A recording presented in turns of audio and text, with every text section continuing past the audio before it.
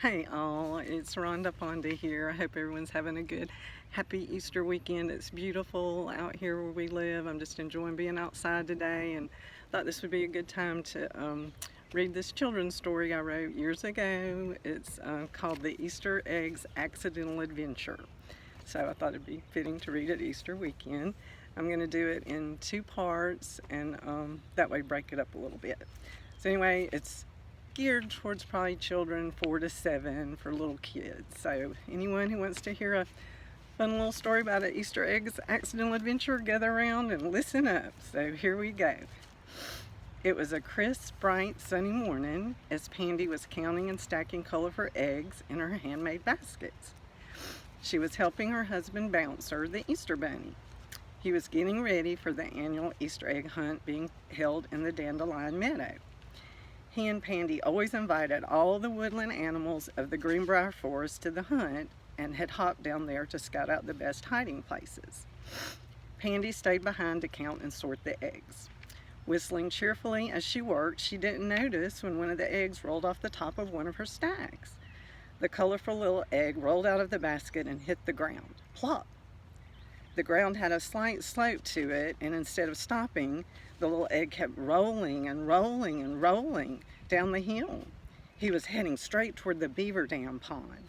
All the while, Pandy kept working merrily and never noticed a thing. Before the little egg knew what was happening, splash! He found himself at the bottom of the beaver dam pond. As he was lying there in the water, Mr. Big Mouth Bass Fish came swimming by. The little egg cried out, Mr. Big Mouth, will you please help me get out of this pond so I can be a part of the big Easter egg hunt this afternoon?" Mr. Big Mouth swam around the little egg several times and finally said, "I'll tell you what, I'll try to balance you on the end of my tail. If I flip it really hard, I'll try to balance you on the end and throw you back onto dry ground." The little egg said, "Oh yes, please, I'd be willing to try it. Thank you very much." So Mr. Big Mouth balanced the egg on his tail and flipped it as hard as he could. To the dismay of the little egg, it was too hard, and the little Easter egg kept going up, up, up, up, until scrunch! He landed right in the middle of Mrs. Redbird's nest up in a hickory tree. Mrs. Redbird gasped when she saw the egg land right in the middle of her nest and newly hatched baby chicks. "Oh, you big old Easter egg, get out of my nest. You're gonna hurt my babies," screeched Mrs. Redbird. The frightened Easter egg begged, "Oh, please, Mrs. Redbird, don't be mad. Please help me get out of your nest and back to Bouncer and Pandy's house so I can be a part of the big Easter egg hunt this afternoon." Mrs. Redbird snarled, "I'll help you get out."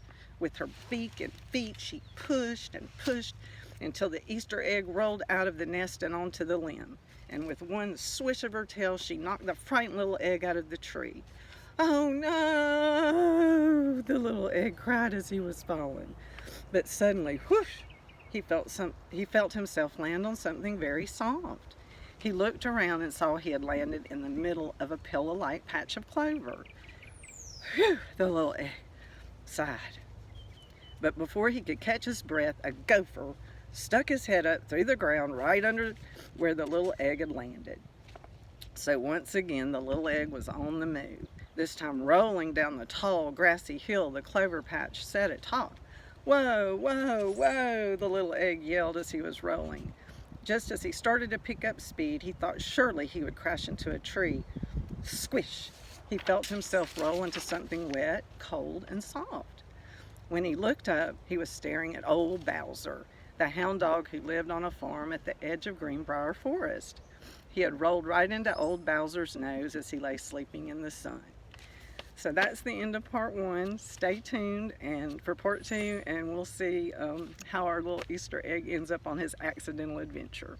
So I hope you're enjoying it. Stay tuned. I'll see you in a little bit with part 2. Thank you.